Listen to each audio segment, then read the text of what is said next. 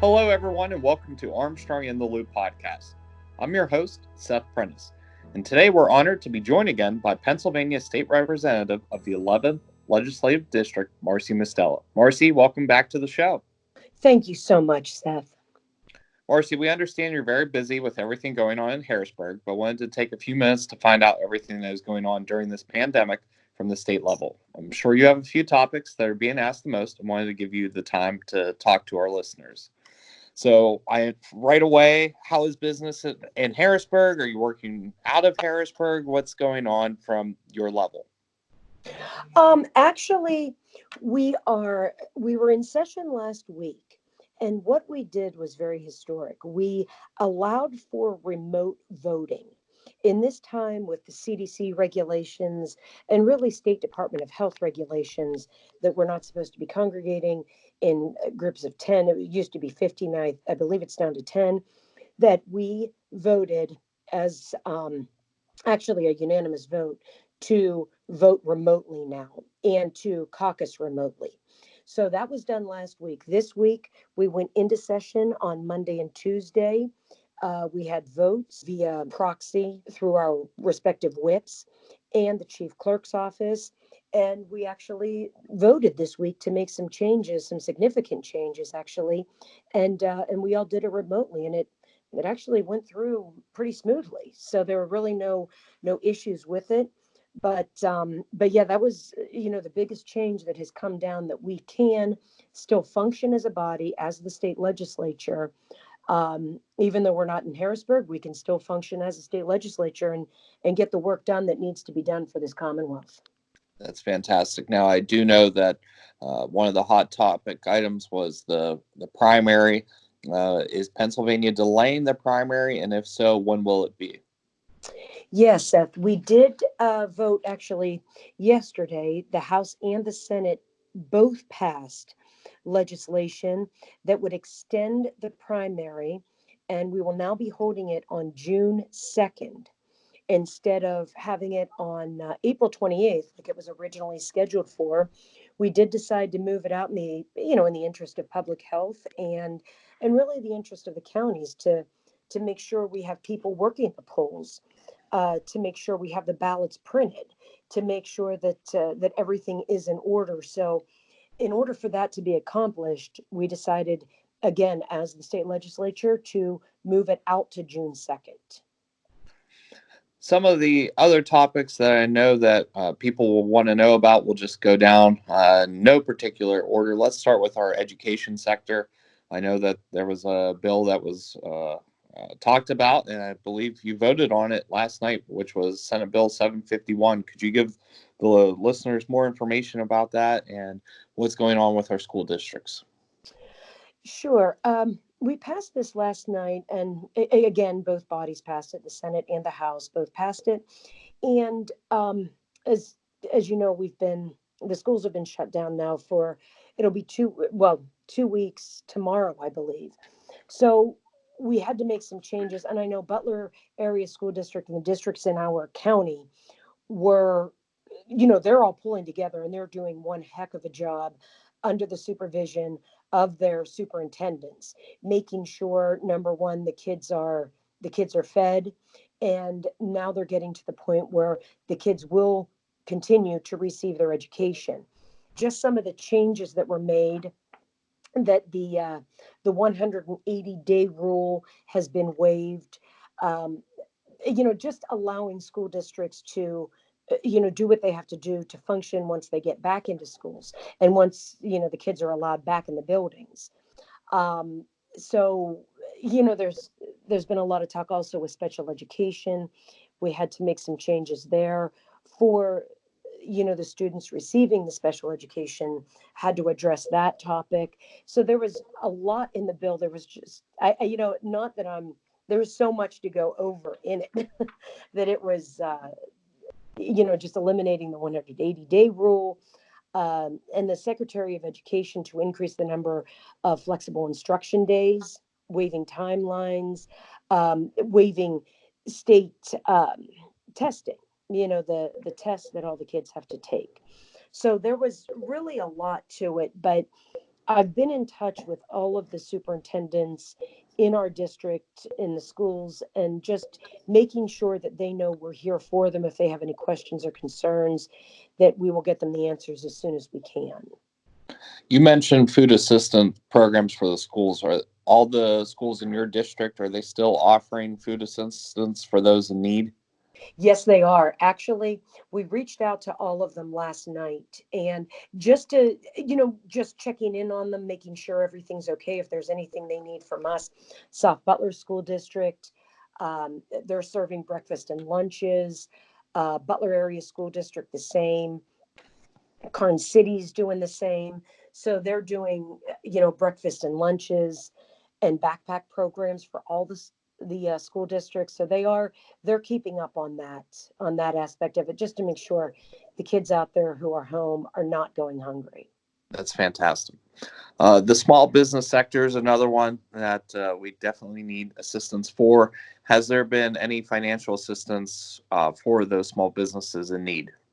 Yes, there's been a lot happening for that. And, I just want to just to remind everybody who's listening to this, our office here on Newcastle Road in Butler Township has not closed down. We have closed, unfortunately, to walk-in traffic, but people that still drive up and we see them parked in the parking lot, we will step outside, see if they need something, tax forms, anything like that. We can provide them with that, but we have shut down two walk-ins. But that's really been the majority of our calls is business owners, employees finding out what they can do, whether or not they're an essential business, a non-essential business. And the list that the governor originally came out with, I guess it was about a week ago. It's been an evolving list, actually, that a lot more of the non-essential businesses have now appeared as essential.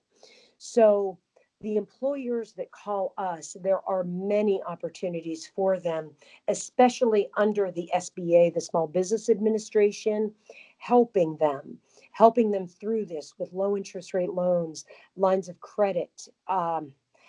I have, and instead of going into detail of everything, I do have all that information on my website, on my Facebook page. And I would really encourage any of your listeners, if they want to call us, I can email this to them. I can print this out for them. I can leave it in our mailbox out front if they want to stop by and pick it up. So I do encourage people to call us about the Small Business Administration loans through our own Department of Community and Economic Development, that we can help them through this. And I'm also working closely, very closely, with our Community Development Corporation in helping these businesses, whether small or large, to help them through this time. So if anybody wants to call our office, 724-283-5852 is our number. And like I said, we are here still 5 days a week, answering the phones, answering emails, and every call is different. Every situation is different. I have one employee, I have 30 employees. So we really have to wade through a lot of the unknown that's out there. So it may take us a little bit longer than normal to get back to people, but we're getting back to everybody that has questions for us. So I know that was a very long-winded answer to a simple question, and I apologize for going on so long, but I just want to make sure that people know we are still here and we're helping businesses through this. And I'm sure a question that you're getting asked more often than not is about our health care. How are we doing as a state, and is Pennsylvania in need of anything right now? Um, really, I talk locally to the people. I really talk to the people in my district. So I can't really speak for what's needed out east, but I know back here in the calls that I've had with healthcare professionals, they're very concerned with some of the equipment that they may be in need of, if this virus should spike, especially ventilators, masks, uh, protective gear. And it's not only the hospitals, it's also the EMS units that are desperate for some of these items. So we're checking with PEMA, which is the Pennsylvania Emergency Management, and finding out through them what these EMS units can do. Again, we're concerned with the hospitals, of course, but the first responders who are going to some of these people's homes that may not know what is wrong with them. So we need to make sure that our EMS units are are fully equipped, just like you know, just what medical professionals would have too. So there is a need for that, for protective equipment, face masks, cleaning supplies for our EMS and ambulance services. So that's what we're checking on today, what we can do. I believe a topic in the news lately has been about retired physicians. Is that something that might be local as well? Yes, there is a need actually that I believe that just came across my desk either yesterday or Monday, that the state is relaxing some of the licensures for RNs, doctors, certifications lifted to get some of these medical professionals back back in the game, so to speak, so they don't run short. So I think that's a great step for our state to take in allowing these medical professionals to come back.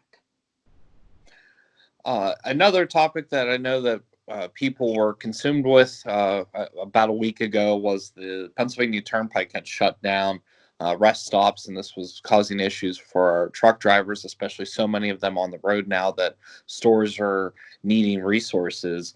Has this been adjusted, and has PennDOT taken any additional steps? Yes, thankfully everything has been adjusted.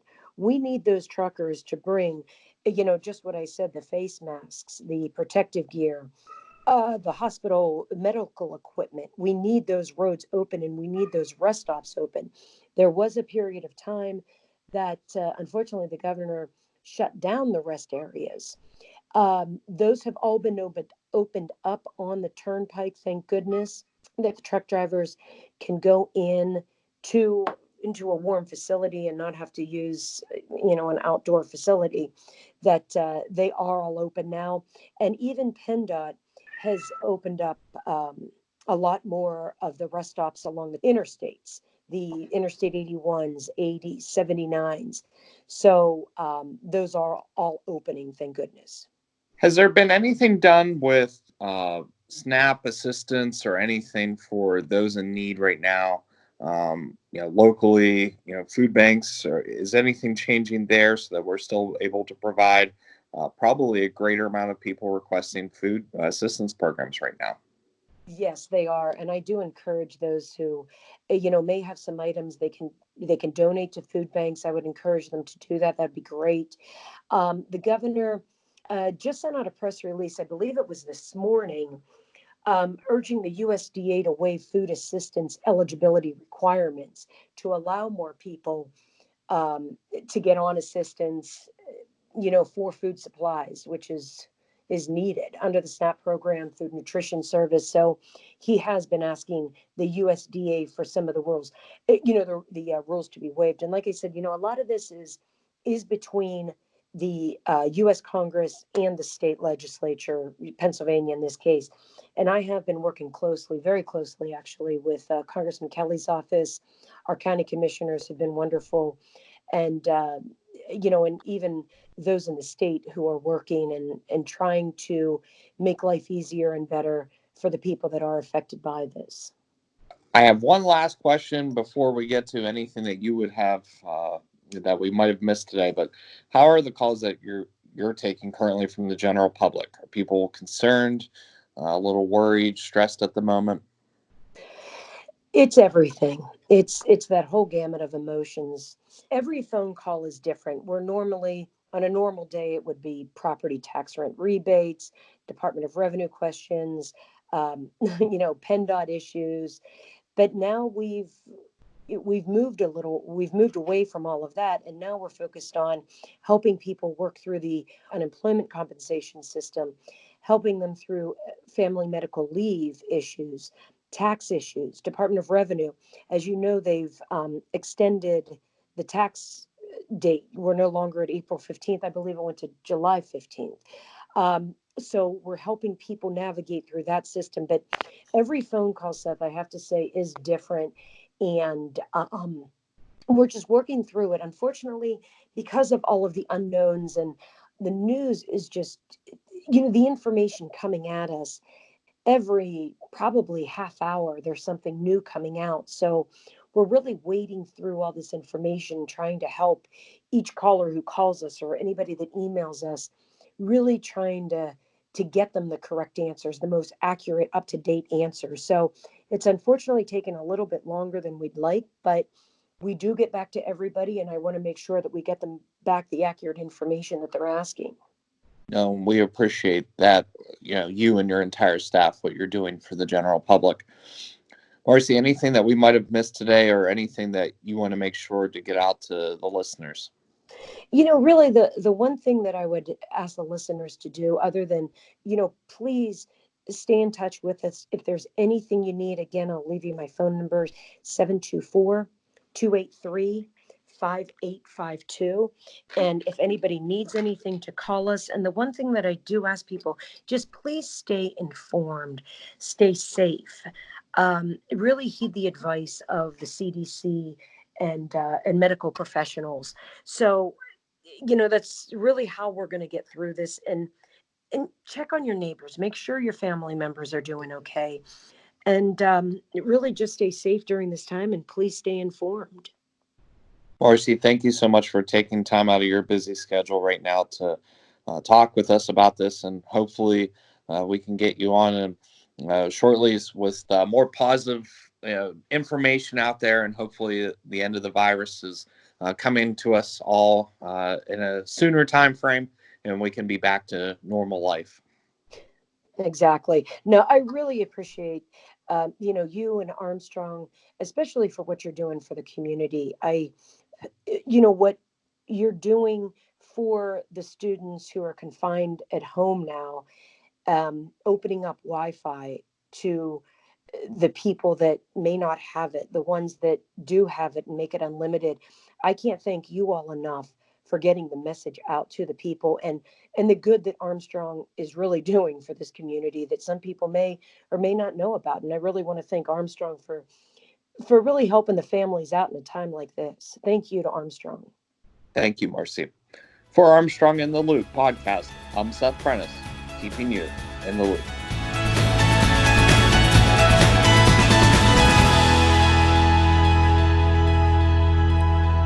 Are you enjoying Armstrong in the Loop podcast? Great news! All past and current episodes are available on popular streaming apps and websites. Search Armstrong in the Loop podcast and subscribe today.